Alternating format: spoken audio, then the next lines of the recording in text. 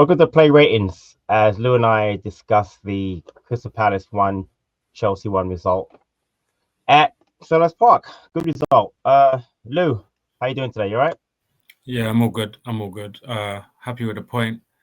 I normally expect a loss when I go and watch us play Chelsea, but that's 2 games a season and 2 1-1 draws. I've been at both of them.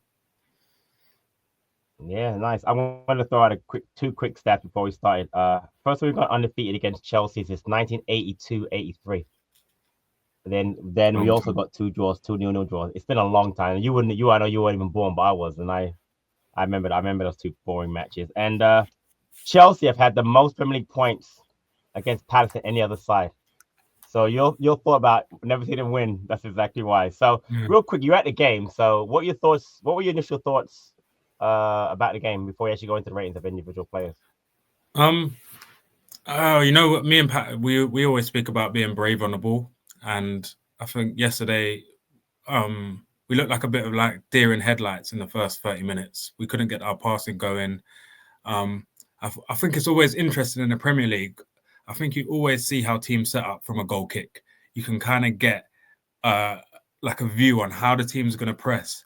And you saw, there's one thing about Nicholas Jackson. He is very, very quick. And straight from that penalty area, he rushes out. So there was a lot of moans and groans in the Homesdale. Get rid of it, get rid of it. But you could see Glasner had a plan to combat their press. And it just took us obviously 30 minutes, 40 minutes to be braver, to try and transition through. But yeah, like I feel like after we rode out the first 35, 40 minutes, I thought we were really good. Yeah, I agree. Let's get individual performances. We'll start with Dean Henderson. Both gave him 6s. I'll go first because there's not a lot to talk about. But I will say, conceded 1 goal and you only had 1 shot to face. The XG was 1.30, but Chelsea had 15 shots, but just not a lot on target. Passing was a little bit better. I thought 58% for a goalkeeper isn't terrible. 42% on long balls, and it was good on the crosses. I like that. The only thing you really had to worry about for me was the Fernandez had like a cross shot in the first half, 28th minute. What I will say, I was very worried the 32nd minute that play when he lost the ball on a pass back from Richards and then kind of squared out to the right hand side. That was Jackson's press. He was very, very quick. He was very quick. Just mentioned Jackson, that, yeah. But overall, I didn't get much to do. But again, what are your thoughts on Henderson? Yeah, didn't really have much to do. There was one really good throw that he done to Munoz in the second half that created a counter attack. 1 goal conceded, no saves made, no big mistakes. I think as a keeper, if you make a mistake, it's normally a goal. So yeah, not his busiest day, but he still had to be alert and concentrate. Palmer on set pieces is always going to be dangerous balls coming into the box. So yeah, I'm happy with it. Let's move on to Danny Munoz. I gave him an 8, you gave him an 8, and he was the Palace website's man of the match by the fans. So you go first, Munoz. With Munoz, so I always say about Munoz is his quality in the final third has to be better. His all-round performances are normally really good, energetic. He's pressing. So yesterday he added that quality to his game. In the first 30, 40 minutes, there were 2 or 3 crosses that were quite poor, and I thought it was going to be another one of those days. Then he swung one in, I think it was quite early into Sarr, and he headed it down to Mateta that nearly resulted in a chance. And and then we said in the preview that the key was Munoz to push up on Cucurella because Sancho and the other wingers aren't going to want to track back. And he's won the ball for the goal in their third. I thought he was really good today. There was a few stats.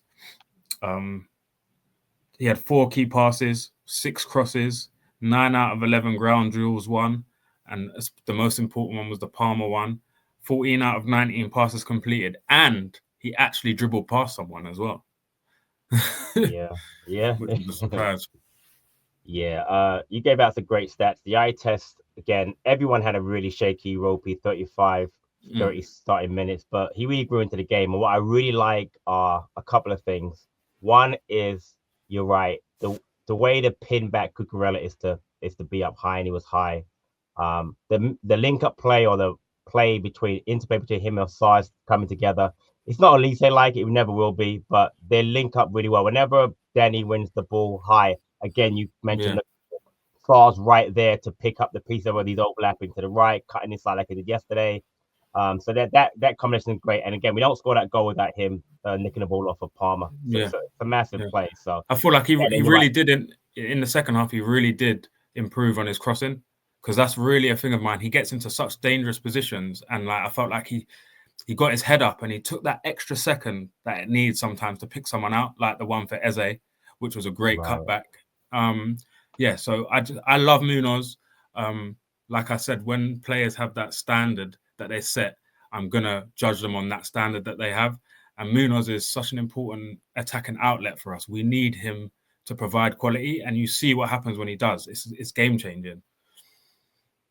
Do want to add one slight negative that, remember beginning of the year, most of our goals conceded were coming down our left side. The last 2 games down our right side. So something we have to kind of watch about. But we're going to get to Richards in a minute. But, but good, solid performance by Munoz. Next, Tyreek Mitchell. I gave him a 7, you gave him a 6.5. I'll go very quickly. I thought he was very solid defensively versus both Neto and Gusto. 79% passing, 43 touches, 4 tackles, the most in the match. Got better as the game went on versus Neto, was a very good player. And won 7 out of his 8 duels. Didn't get forward a lot, but I just thought overall, and he didn't need to. I'm going to respect Chelsea's attack. Neto, Sancho, Palmer, Jackson weren't on it yesterday, but normally they are. And I thought our defensive players, for the most part, did a great job of holding a very good attacking side to only 1 goal. Your thoughts? Yeah, great stats. Great tackle that they tried to say was a penalty when it was actually a very good tackle. Got that. Great point. Very on Neto, you're right. I thought he was harshly criticised. I see a few moan and groans again in the ground when we're pinging 50-yard balls up to his chest with Gusto and Neto right by him, and people expecting him to pluck it out the air, nutmeg someone and run up the pitch. That's not his game. Again, I think Neto is one of the best wingers in the league. He's quick. He's smart. He also had Gusto behind him, who's another quick player. I don't think Eze really helped him very much defensively, because every time Gusto got the ball, I feel like Eze was 1 second too late. So it was just a bombardment down that right-hand side a lot of the time. There was another bit in the second half where he was really composed and he Cruyff turned in the corner and gave it to Gahey, which was shows, this is what I said, he's technically assured. He's just not a flying wing-back. That's all. That's not his game. I think a solid 6.5. For me, if you got to get over to the 7 or 7.5, you've got to provide a bit more of an attacking threat. But there was a lovely ball in the first half, little reverse from a corner when it came out to him. Yeah. And he's gone to swing it in and he's played it into Eze. And he's obviously trusted by Glasner to be that one who sits back, because last week, Southampton, again, great ball back in, a goal. I think people miss out on these little things that are really hard. In games in the Premier League, you're the last man. You're playing against a team with ridiculous pace, by the way. They've got pace all over the pitch, and I think that's one thing we lack in our team is pace. Solid 6.5 for me. Yeah, I agree. Let's go to a bit of a talking point. Chris Richards, I gave him a 7, you gave him a 5.5. I'll let you go first on Chris Richards. Yeah, I think Richards was a 6 out of 10 solid if that first goal didn't happen. But there's a reason players are paid ridiculous money, and Sancho's played at the highest level. He's a great player. He's intelligent. That was a great dummy. But the thing is, he gets done again. But that goal, I feel like, was Lacroix is ball watching a little bit, and he lets Palmer drift into that little bit. So there's Munoz and Richards there, and Lacroix comes up too far across. Which then opens a gap for Palmer. So, like we said, in games, matches, a goal is normally 1 or 2 mistakes. It's not 1 mistake. Richards, he was at fault for that, but goal saving tackle about 10 minutes before. Jackson, Jackson. And then in the second half, he was much better. Again, you're playing against top wingers, and I think Glasner spoke about it in his post-match conference about you're going up against these players who against anyone can come on top in 1v1 duels. Like that's just how the game goes. So he done well to recover. Had a good header from Eze's cross. Yeah, if he doesn't make the mistake and he steps a bit forward, I would have given him a 6.5. But I think a 5.5. It's like a high 5.5 towards a 6 for me. That's all that's fair. You hit on everything I was going to say. What I'm going to say, a couple of things I want to add is that he doesn't play a lot. This is only his second time he played consecutive matches since early season when he played QPR. I was actually there at Man United. He gets a lot of stick from our fan base. I'm not really sure what they expect. I will say this: I've tempered my thoughts on him. I think he's probably best suited as a backup as opposed to being let's say if Gehi was to leave or Chalobah goes back on loan. I wouldn't honestly think Richard could step in. I don't think there's a big drop up between Richard and Chalobah technically. Personally, I think they both are prone to mistake. Both can come back in the game. Both they just some set plays. Obviously, Chalobah scored more goals than Richards, but I think Richards is a solid piece. He gets a lot of criticism. I think when he comes in, he does a solid job. You're right. The mistake, the dummy was quality by Sancho, but he can't get beat that way. But he was. But again, you mentioned before the Jackson tackle was massive. And I think that set a tone in Jackson's head the rest of the game. You're not going to have free shots. And then later on, you'll talk about Lacroix, put him off twice. So I think Richards, that's why I gave him that 7. I think considering how poorly he started, he came back into the game. And you mentioned that header, he could have scored on 2. So again, maybe my 7 a little bit higher than it probably should be. But I thought defensively yesterday, we were all very good in the back. So that's why I gave him that 7. But again, no issue with what you gave him. Mark Gehi. 7.5 for me, 7 from you. I'll go first. Again, it's very solid. So he helped out Mitchell a lot on that left-hand side. Tried to push into midfield every once in a while to kind of negate Palmer. Kukurea and Neto weren't as big an issue because, again, he would help out with them. 59 touches, 3 clearances, 5 recoveries, an interception, 84% passing. A good block on Neto when a shot inside the box. Came across and almost blocked that Palmer goal, by the way. Went through his leg, but he came across trying to help out, So, again, we talk about him all the time. Solid player. Great performance for me personally. What do you think about Gehi yesterday? Yeah, I think he was like imperative into stopping Neto. I feel like Mitchell done a great job, but when you're isolated 1v1 all the time, you want that backup behind you. You want that assurance behind you, which Gehi gives you. Again, assured on the ball, doesn't give it away cheaply. Yeah, that's just a typical Gehi performance. What would have brought him up higher is maybe we win the game or that first, like I said, I think the first 35, 40 minutes brings everyone down a 0.5 or one like from a 7 to a 6 or from a 6 to a 5.5. Just that first 40 minutes, we weren't brave enough. He looked the most comfortable when we were playing out the back. So when Henderson got the ball, he played it to Lacroix and Richards. I much preferred it to go to the Gehi-Mitchell side.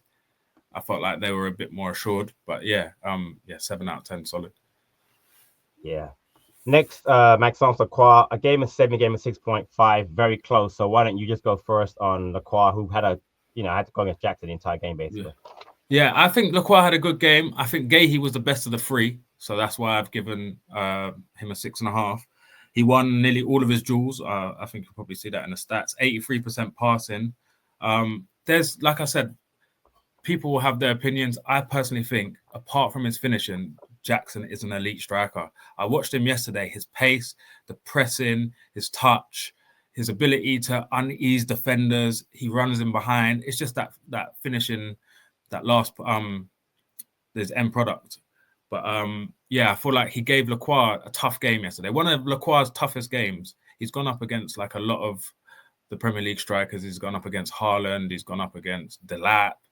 He's gone up against the best of the best. And I feel like Jackson probably gave him his toughest game today, but he still prevailed, still done well. I had dreams that volley was going to fly into the top left-hand corner when he at the end. But again, first one over to the fans. He could have had a 7. I've just given him a 6.5 because I thought Gehi was the best of the 3. Yeah, that's fair. Again, I thought all 3 were good. Again, the attack for Chelsea very good.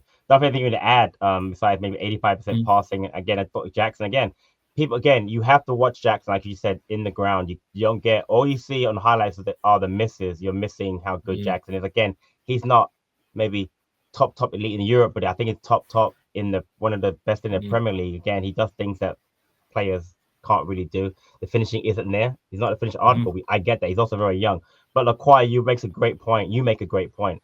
He's always against a top striker or the striker on the other side. He has to do that one-on-one because obviously he's definitely our best one-on-one defender. But I thought yesterday he did a great job on Jackson, so that's why I gave him what I gave him. Moving on to our midfield, Jefferson Lerma. I gave him a 7. You gave him a 7. I thought he played well yesterday. I thought we'd really, really miss Hughes in that midfield. You and I both agree we definitely are missing Wharton. But I think yesterday was one of Lerma's better performances. Energy levels are always there. 53 touches, 2 shots, 5 fouled 5 times, most by anybody. Passing 74%. But what I want to point out is that he had this one great, like 25, 30-yard cross to Munoz that set up a chance exactly. So something I didn't think he had in his locker, but he did. So I thought yesterday, because I have a lot of respect for Caicedo and Fernandez, technically, energy levels, ability-wise, and I thought Lerma did a great job with the Corey. We'll get to in a minute on yesterday. So I gave him a 7. What did your thoughts on Lerma? Yeah, I think he had 4 out of 5 successful long passes, which isn't he did. Which isn't really normal for Lerma. Yeah. There was one in the second half where he kind of just spammed it right out of play, but I thought he was really good yesterday. He doesn't have the passing ability of Hughes, but I thought like when he got the ball in midfield, like you said, he was fouled 5 times. He done really well to shield it, and I know it's a underrated attribute, the fact that he can nick a foul and relieve the pressure. Yeah, and yeah, I thought Enzo and Caicedo are top midfielders. They got really good energy. They pass well. They're really strong. They're quite nasty players as well. And then not only have you got those two in front of you, you got one of the best number 10s sitting behind you that you got to be checking your shoulder non-stop about. Yeah. There was that for the Jackson chance where he hit it with the outside of that foot. Did you see that pass from Palmer?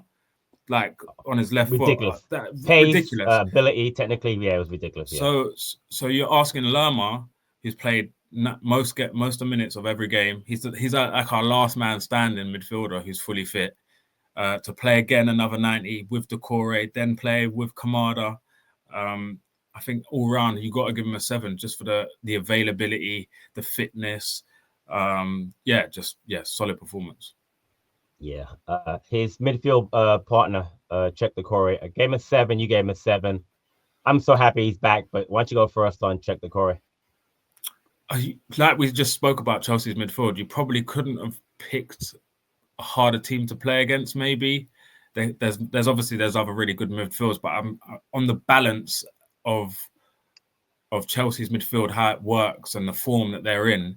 Enzo's been scoring. Caicedo's been in loads of pundits half team of the season. Palmer's like one of the best players in the league. He had the least amount of touches, I think, in our team. He had to recover. He had to multi-directional sprints. He had to win balls in the air, recoveries. It was so hard. And the fact that he got through to 70 minutes, had good pass completion, didn't look out of place. The only thing that looked different to Decore is maybe that, like we spoke about, the sprint. Yeah. The sprint speed is the only thing that's off. But that will come. That will come, hopefully. And it shows how much of a good coach Glasner is, because he listens to the science and says this guy could only play 70 minutes, especially against this team. And he took him off, hopefully unscathed. But yeah, I was really happy to see Decore back. It was There was a time where we dreamt of a Decore and Lerma midfield before we had Wharton. So great point, we did. Yeah. I'm really happy with Decore. Yeah. I want to go that first point on one of your last points about the manager. I think he's doing a great job of getting him up to speed without putting too much pressure on him. We've all seen it that in the past managers, as soon as the guy's quote unquote fit, he's back in there playing 90 minutes and then possibly getting re-injured again. But no, great job by Glasner. But you're right. Just really solid by Decore in the time that he played. And some of the stats: 2 out of 2 tackles won, 4 clearances, 2 headed clearances, 4 recoveries, 2 out of 4 ground duels, 80% passing. You know, he's not back, but you go to come into a match of that intensity against Chelsea and help us get a point was massive. And I thought he had a really good game yesterday. So shout out to Czech Decore. I'm so glad he's back. Person who the fan base is up and down on. You and I both love him. Ebbs, I gave him a 6.5. You gave him a 5. I'll go first because people might think I gave him a little bit higher of a rating. The funny thing is, like, I use an app called FOTMob, FOTMOB, and they gave him an 8.1 and gave man of the match yesterday, which I wouldn't agree with, but they gave him a much higher rating than even you and I did. I thought, again, he's not up to the qualities or the place we want Ebbs to be at. But 83% passing, 4 shots, 44 touches. Yes, he can do more. I'm still going to say that I believe the system that we're playing with him being quote unquote the only number 10 Irony Crave outlet puts a lot of pressure on him. Obviously, Maresca's not an idiot. He's going to make sure that Ebbs does not dictate and win the game. Second half, that chance that he has to score. It reminds me of the Man United game. You know, he has to score that chance. He doesn't. But for the goal, easily could have again said, let me snatch at that and take another shot with his left foot. He doesn't. He squares the ball from Mateta. It's a great assist. It's a key point. And again, my high 6.5 probably because of that moment. But that moment matters. It's like a goal. It matters. It's against Chelsea. It gets us a point. So he was not on it technically or the whole, for the entire match. But I thought that honestly, Ebbs did a decent job. But again, it's hard, man. We don't have the ball a lot of the time, and he's playing against Palmer. You mentioned that, and Caicedo and Fernandez. But again, maybe a little bit high. But I guess what I gave Ebbs. What do you think about his performance yesterday? I was quite disappointed with his performance. He's won us basically 4 points in the last 2 games. Obviously, Mateta scored the goal, but the quality and the composure to have your head up and play you could easily overhit it or underhit it and make yourself look silly. People say, I heard of maybe a few people saying, "Oh, if he was confident, he would have shot." Probably takes more confidence to play that ball with your weaker foot across the box. Yeah. But I find his intensity frustrating. I find if you're in the Premier League, like we always say, the best players adapt. We've seen so many players like Matoma and other players who show so much promise in the first season, then players and teams work out how they play. And I feel the best players adjust. He's had Elise taken away from him. I think Eze needs to adjust his game slightly. I think he takes too many touches in the middle of the park.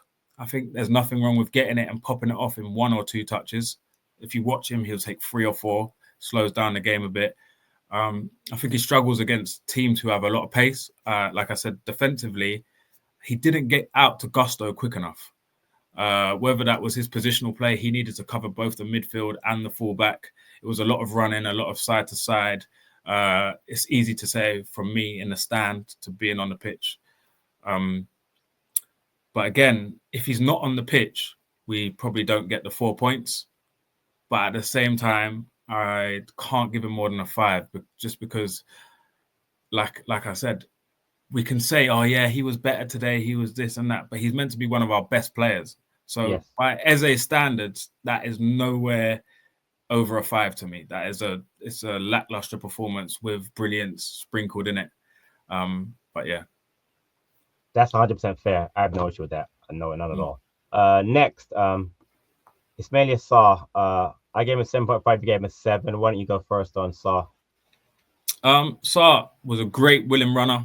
Glasner said he allows us to play direct. Him and Munoz, really good link up in the second half. Brilliant pass to Eze for the goal. That pass is just as important as Eze's pass. The weight of it outside of the right foot, because Eze is running at full speed. The fact that he gets it right into Eze's path, that Eze doesn't have to take a really good touch to bring it with him, is perfectly weighted. Also, he was hunting in packs. It was Munoz. Who was it? Munoz and someone else won the ball back, and just his ability to get his head up was really good. The only thing about his game was he didn't win any aerial drills, 0 dribbles completed, lost the ball 12 times. I think the eye test was much better than what the stats show. Yeah. But he's got so much pace to burn. There was a few times where he faced up Cucurella 1v1. And all I'm thinking is all you have to do is push it to the line, and he is getting nowhere near you. And I think Sarr, when he gets to the byline and cuts it back, he's really dangerous. So he done loads of things really well, but I think sometimes he needs to recognize how good his attributes are and play on them a bit more. But yeah, solid performance. And I was saying, let's say a Ben Doak comes in, who you gonna? Can you drop Sarr, or is it you can't really drop Sarr, can you? Right. Who's if Sarr carries on how he's performing, it's got to be Eze out of the team over Sarr, because I don't know. It's a selection headache that we need, because we need options. But at the moment he's performing really well. Yeah, real quick on that. I don't think anyone who comes in necessarily can come in to start right away, but I think what they do, you said it, selection issues. You want someone to push Eze and Sarr if that's what they come in as a 10. You want them to replace them if they're injured and not have levels drop. You also want them to be able to come on as a sub and impact the game, and we don't really have that right now. I'm not going to add a lot to Sarr, except I'll say that again. I want to add. I thought the pass to Eze was brilliant, and I did the head in the locker. That pace, speed, accuracy of that pass.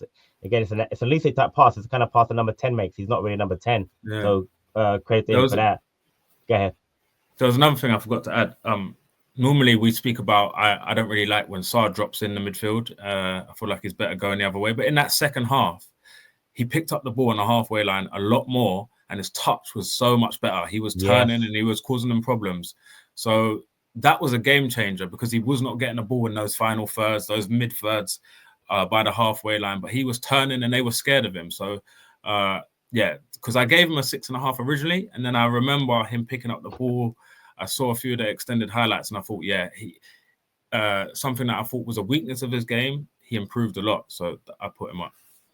Yeah, you mentioned about heading, but he actually flicked on a header that Mateta ran on to about 20 minutes into the match that Mateta had a chance on.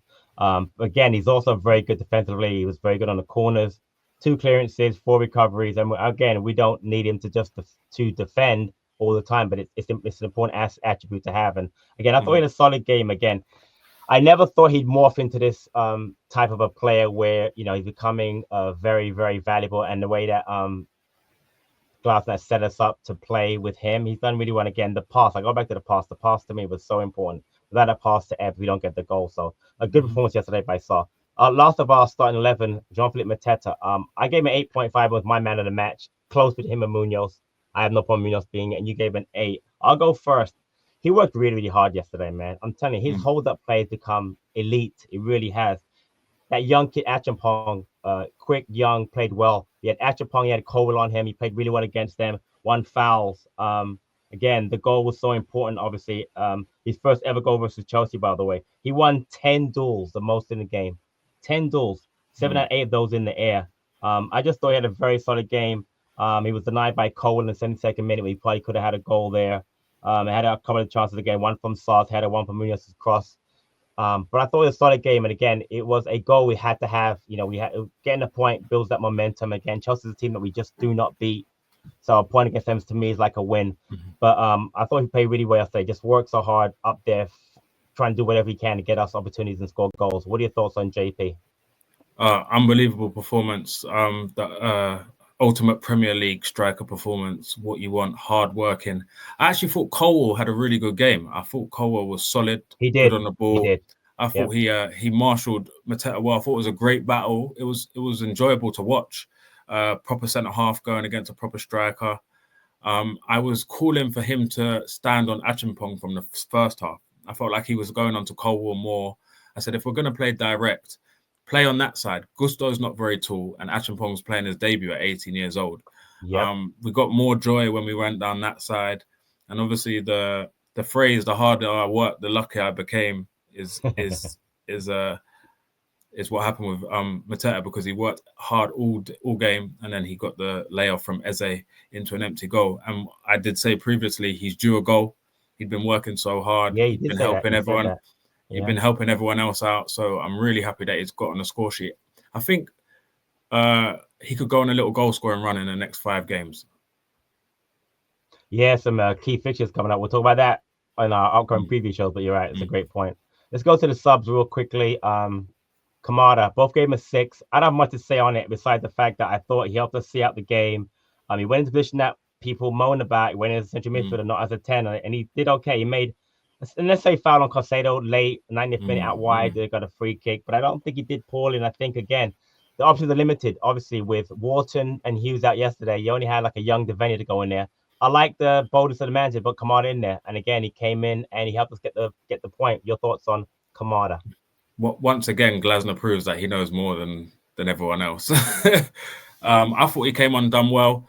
There's the one thing that my gripe with Kamada is his head rush when he Yeah, that's fair.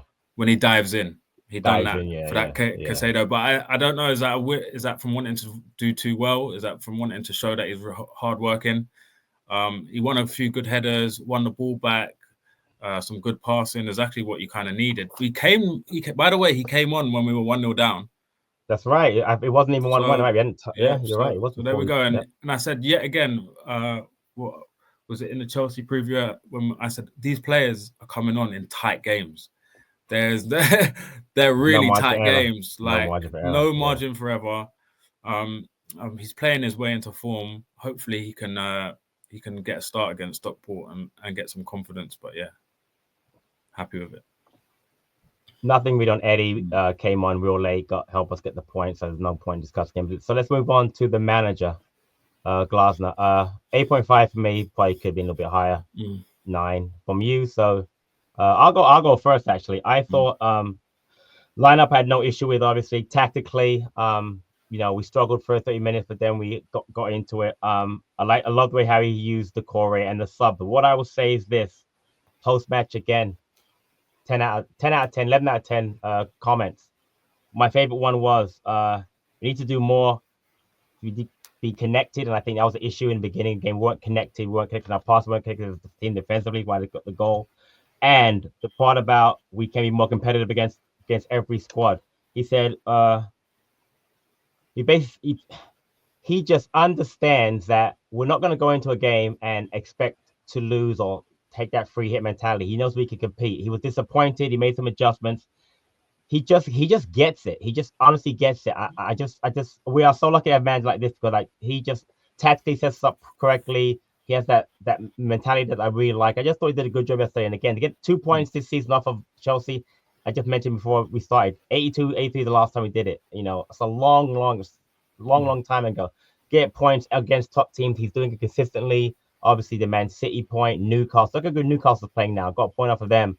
Bournemouth. So great job by Glasner. What are your final thoughts on our manager? I could see his game plan from the start. He wanted to go direct, but because Chelsea's press was so aggressive, it was about dragging them out to create space. So he wanted to go direct, but he just wanted them to be 10 yards up the pitch, Chelsea. Because if we just hit it long straight away, the ball was just coming straight back. You saw that Colwell was good in the air. The midfield was winning balls in the air. Henderson set the tone, I think, in the first 5-10 minutes where they pinged the ball out to Mitchell and it just went straight off the field. And I feel like we lost confidence in playing out the back. Then Henderson had that one where Jackson was hunting him down. Lacroix gave the ball away right at the back. So there were loads of things that kept bringing... Yeah, from the throw-in from Munoz when he threw it back. So there were loads of situations which kept bringing our confidence down and down and down. And when I'm at the game, I do always pan over when someone makes a mistake or I feel like someone done something that he didn't want him to do. I always look at the bench. And he is going mad at his assistant managers all the time. He's going like this, they're going like this. But I'm always confident. I was with my dad, I said, if we go in 1-0 at half-time, I'm happy with it because we're still in the game and he'll find those tweaks, which he always does. We always come out in the second half a bit better. And like he did, when you were saying about being connective, when we win the ball back from Palmer, it's not one person pressing. They're hunting in packs. If one person presses Palmer, he's good enough to roll him. He's good enough to pop it off. But when there's two, that's when you can win it. And that's what it was. Two people got hounded him, won the ball. Then straight away connective, Sarr was ready. Then Eze was ready, and we just sliced through them. That goal was exactly how Glasner wants to play football: win the ball high up, and get chances. So 9 out of 10. Love the way he speaks. Tactically broke it down before. Tactically broke it down after. You see when he appreciates a journalist ask him a question tactically about the game. When they start asking him silly questions about transfer rumours and Chalobah's loan, he doesn't want to talk about it. He wants to talk about the actual football. And again, he's the reason why we got a point. Yeah, and lastly, he's even looked at Stockport. He mentioned they play a 3-4-3. Looking forward to the game already. The guys on another level. Anyway, folks, that's it for me and Louis for the Chelsea Palace ratings. Again, if you disagree, fine. Please leave the comments in the chat. We'd love to hear from you guys. Again, please drop that like, subscribe. Also, if you have any ratings you want to put in the comment section, do that too. We'll be back very soon with a preview of the Stockport FA Cup game. But until next time, everyone, up the Palace.